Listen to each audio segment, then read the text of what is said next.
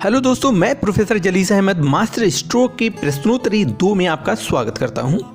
दोस्तों, आज का सेशन बहुत ही खास होने वाला है क्योंकि आज हम जितने भी सवाल हल करने वाले हैं उससे संबंधित जानकारी 4 गुना ज़्यादा होगी। इसलिए कागज़ कलम ले लीजिए और हो जाइए तैयार। दोस्तों, कुछ भी करने का फ़ायदा तभी है जब उसे पूरा किया जाए, इसलिए वीडियो को अंत तक देखें और जो लोग चैनल से पहली बार जुड़े हैं चैनल को सब्सक्राइब करें और हाँ, बेल आइकन ज़रूर दबाएँ ताकि वीडियोज़ की नोटिफिकेशंस मिलते रहें। तो दोस्तों, लेते हैं आज का पहला सवाल।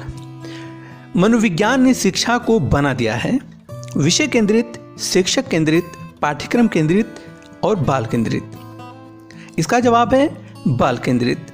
बाल केंद्रित का अर्थ होता है पाठ्यक्रम व शिक्षण विधियां व्यक्तिगत विभिन्नता पर आधारित होनी चाहिए। दोस्तों, सवाल नंबर 2 लेते हैं। क्रिया प्रसूत अनुबंधन में पुनर्बलन निर्भर करता है उद्दीपन पर, भोजन पर, अनुक्रिया पर या प्रबलन पर। इसका सही जवाब है अनुक्रिया पर। आर्य सिद्धांत में अनुक्रिया पर ज़्यादा बल दिया जाता है, अर्थात इस सिद्धांत में पुनर्बलन प्राणी की अनुक्रिया पर आधारित होता है। सवाल नंबर 3। कोहलबर्ग के नैतिक विकास सिद्धांत की अवस्था नहीं है conventional, pre conventional, sensory motive या पोस्ट कन्वेंशनल। जिसका सही जवाब है ऑप्शन 3 सेंसरी मोटिव यानी संवेदी प्रेरक, जबकि बाकी 3 कोहलबर्ग के नैतिक विकास सिद्धांत की 3 अवस्थाएं या प्रकार हैं। सवाल नंबर 4। किशोर प्रौढ़ों को अपने मार्ग में बाधा समझते हैं, यह कथन किसने कहा? रॉस ने, कॉल्सनिक ने, वैलेंटाइन ने या विग एंड हंट? सही जवाब है कॉल्सनिक ने। यह किशोरावस्था से संबंधित कथन है। सवाल नंबर 5। मूल प्रवृत्तियां संपूर्ण मानव व्यवहार की चालक हैं, यह कथन किसने कहा? वॉटसन ने, स्किनर ने, मैकडूगल ने या वुडवर्थ ने? इसका सही जवाब है मैकडूगल ने।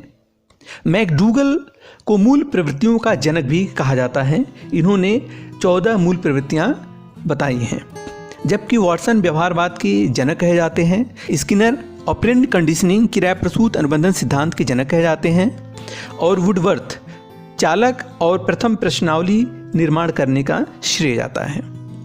सवाल नंबर 6। निम्नलिखित में से कौन सा युग्म सही नहीं है? जॉन डीवी संरचनावाद, मैक्स वर्दीमर गेस्टाल्टवाद, वॉटसन व्यवहारवाद और जीन पियाजे संज्ञानात्मक विकास। सही जवाब है जॉन डीवी संरचनावाद, जबकि जॉन डीवी का संबंध प्रकारवाद से है। प्रकारवाद के जनक जॉन डीवी और विलियम जेम्स माने जाते हैं और प्रकारवाद का विकास संरचनावाद के विरोध में हुआ है, ऐसा भी माना जाता है। सवाल नंबर 7। एडोलेसेंस किस मनोवैज्ञानिक की प्रसिद्ध रचना है? हरलॉक, फ्रायड, स्टेनले हॉल या अन्ना फ्रायड? इसका सही जवाब है स्टेनले हॉल।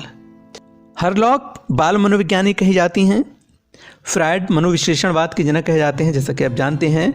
इन्हीं की पुत्री हैं अन्ना फ्रायड। किशोरावस्था पर इन्होंने सर्वाधिक कार्य किया है। सवाल नंबर 8। रॉबर्ट गेने के अनुसार निम्नलिखित में से कौन सा अधिगम का प्रकार नहीं है? शाब्दिक साहचर्य अधिगम, अंतर्दृष्टि अधिगम, संकेत अधिगम, श्रृंखला अधिगम? जिसका सही जवाब है अंतर्दृष्टि अधिगम। रॉबर्ट गेने ने अधिगम सोपानिकी की खोज की है, जिसमें 8 चरण होते हैं। पहला है संकेत अधिगम, दूसरा है एसार अधिगम, तीसरा है श्रृंखला अधिगम, चौथा है शब्द साहचर्य, 5वां है बहुविभेदीकरण, 6वां है संप्रत्यय अधिगम और 7वां है नियम या सिद्धांत अधिगम और 8वां है समस्या समाधान। प्रश्न संख्या 9। निम्नलिखित में से किस शब्द का प्रयोग जीन पियाजे ने नहीं किया? आत्मसातीकरण, स्कीमा, संगठन, उदांतीकरण? इसका सही जवाब है उदांतीकरण, सब्लिमेशन, जो कि फ्रायड का डिफेंस मैकेनिज्म है। सवाल नंबर 10। बीएफ स्किनर के अनुसार बच्चों में भाषा का विकास निम्नलिखित में से किसका परिणाम है? व्याकरण में प्रशिक्षण, परिपक्वता, अंतर्निहित योग्यताएं, अनुकूलन व पुनर्बलन? सही जवाब है अनुकरण व पुनर्बलन। सवाल नंबर 11, किसने कहा विकास की किसी भी अवस्था पर कुछ भी सिखाया जा सकता है? आसुबेल ने, गेने ने, पियाजे ने या ब्रूनर ने? इसका सही जवाब है पियाजे ने। विकास की 4 अवस्थाओं का पियाजे ने उल्लेख किया है। सवाल नंबर 12, किसने कहा 20वीं शताब्दी बच्चे की शताब्दी है? पियाजे ने, क्रो एंड क्रो ने, स्किनर ने या टॉलमैन ने? जिसका सही जवाब है क्रो एंड क्रो ने। क्रो एंड क्रो का यह कथन बाल्यावस्था से संबंधित है। सवाल नंबर 13, सृजनात्मकता की विशेषता है? लचीलापन, प्रवाहशीलता, मौलिकता या सभी? इसका जवाब है सभी। दोस्तों, आप जानते हैं सृजनात्मकता की पहचान करने के 4 शब्द फेमस हैं। वह है नोवेल्टी, फ्लेक्सिबिलिटी, फ्लुएंसी और ओरिजिनलिटी। सवाल नंबर 14, हार्वर्ड की पाठ योजना के उपागम के स्टेप्स का क्रम है?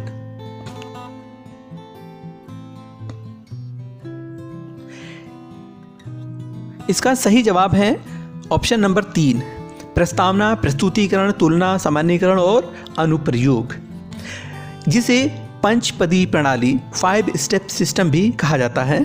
हार्वर्ड की एक महान देन है।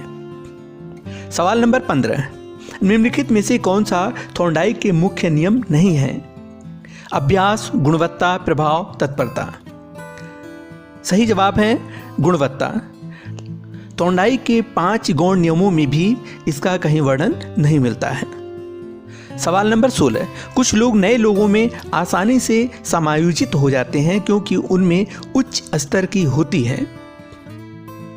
IQ, AQ, EQ या SQ? इसका सही जवाब है EQ यानी इमोशनल क्वोशिएंट, संवेगात्मक लब्धि। IQ जैसा कि आप जानते हैं जिसका सूत्र होता है MA/CA/100। AQ इसे अचीवमेंट क्वोशिएंट भी कहा जाता है, संप्राप्ति लब्धि। AQ जिसका मतलब होता है अचीवमेंट क्वोशिएंट, जिसका फार्मूला होता है EA/MA/100। ये एजुकेशनल एज को कहा जाता है। EQ इमोशनल क्वोशिएंट, संवेगात्मक लब्धि, जिसका फार्मूला होता है W/IQ। W जो विजडम को इंडिकेट करता है, जिसका मतलब होता है प्रोडक्ट ऑफ विजडम या power of insight and capacity to understand others. SQ इसमें एक वर्ड आया है SQ, इसका मतलब होता है स्पिरिचुअल क्वोशिएंट, आध्यात्मिक लब्धि, जिसका फार्मूला होता है PQ या SD। SQ की वैल्यू अगर 1 से ज़्यादा हो तो इसका मतलब होता है कि व्यक्ति सेल्फ रियलाइजेशन की ओर मूव कर रहा है। याद है आपको अब्राहम मास्लो का हायरार्की, जिसमें सेल्फ रियलाइजेशन जीवन के सबसे पीक पॉइंट पर होता है। यह स्वयं को जानने और अध्यात्म की ओर उन्मुख होने की अवस्था है। और अगर SQ 1 से कम आए, लेस देन 1 आए, तो इसका मतलब होता है व्यक्ति जीवन में तनाव से घिरा हुआ है। SQ यानी express as the ratio of parasympathetic dominance to sympathetic dominant. ये दोनों ही ऑटोमेटिक नर्वस सिस्टम के 2 अंग हैं। सवाल नंबर 17, 7 वर्ष का बालक अपने छोटे भाई की तरह घुटने पर चलता है, यह किसका उदाहरण है? प्रतिगमन, युक्तिकरण, दमन या क्षतिपूर्ति? इसका सही जवाब है ऑप्शन A, प्रतिगमन, रिग्रेशन।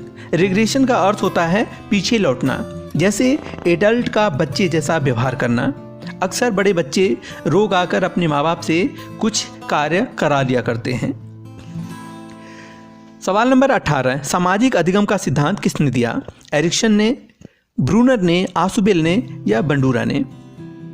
इसका सही जवाब है ऑप्शन नंबर 4, बंडूरा। एरिक्सन मनोसामाजिक सिद्धांत, ब्रूनर खोज अधिगम, आसुबेल अर्थपूर्ण अधिगम से संबंधित हैं। सवाल नंबर 19, जेपी गिलफोर्ड के अनुसार अधिगम है सोच में परिवर्तन, ज्ञान का अर्जन, व्यवहार में परिवर्तन या अनुभव प्राप्त करना। सही जवाब है व्यवहार में परिवर्तन। इन्होंने कहा था व्यवहार के कारण व्यवहार में परिवर्तन ही सीखना है। सवाल नंबर 20, विद्यालय को लघु समाज किसने कहा है? किलपैट्रिक ने, डीवी ने, विलियम जेम्स ने या सैंडर्स पियर्स ने? सही जवाब है डीवी। डीवी ने कहा था विद्यालय समाज का लघु रूप है। Dewey, William James, Sanders Peirce प्रयोजनवाद के प्रवर्तक माने जाते हैं, जबकि किलपैट्रिक जॉन डीवी के शिष्य हैं और इन्होंने प्रोजेक्ट विधि की खोज की है। सवाल नंबर 21, वह प्रक्रिया जिसके द्वारा संज्ञानात्मक संरचना को संशोधित किया जाता है कहलाती है? प्रत्याक्षण, स्कीमा, समायोजन या समावेशन? इसका सही जवाब है समायोजन, एकोमोडेशन। सवाल नंबर 22, अभिप्रेरणा के संदर्भ में भूख प्यास क्या है? अंतर्नोट, आवश्यकता, प्रेरणा या उद्देश्य? सही जवाब है अंतर्नोट, ड्राइव जिसे चालक भी कहा जाता है या प्राणी को क्रियाशील कर देता है। अभिप्रेरणा यानी मोटिव 3 प्रकार का होता है, नीड, ड्राइव, इंसेंटिव, जिसे NDI भी कहते हैं। सवाल नंबर 23, जब व्यक्ति असफलता, दुख, पीड़ा, वियोग को बलपूर्वक भूलने का प्रयास करता है तो उसे क्या कहते हैं? प्रतिगमन, तादात्म्यीकरण, प्रेक्षण या दमन? सही जवाब है दमन, रिप्रेशन। ये सभी फ्रायड के डिफेंस मैकेनिज्म हैं।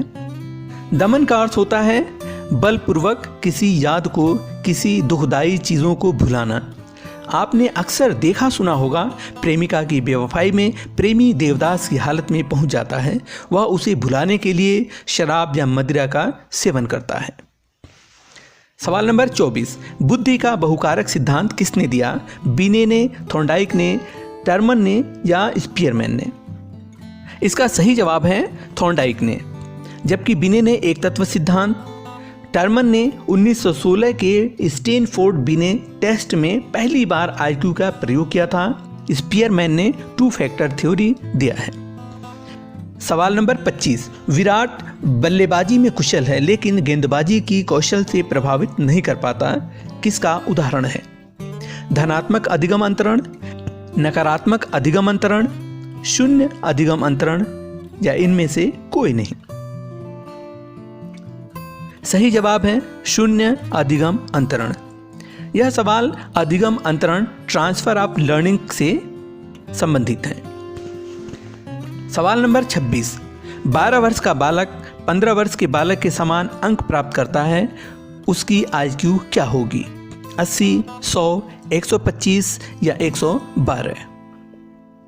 सही जवाब है 125। IQ का सूत्र होता है MA/CA/100। सवाल नंबर 27, भारत में मनोविज्ञान की स्थापना किसने की? NN बोस ने, NN सेन गुप्ता ने, NN बनर्जी ने या बाकर मेहंदी ने?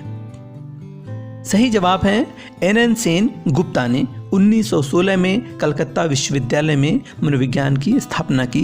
बाकर मेहंदी को भारत में सृजनात्मकता का जनक कहा जाता है। सवाल नंबर 28, मूल्यांकन उपागम का संप्रत्यय किससे संबंधित है?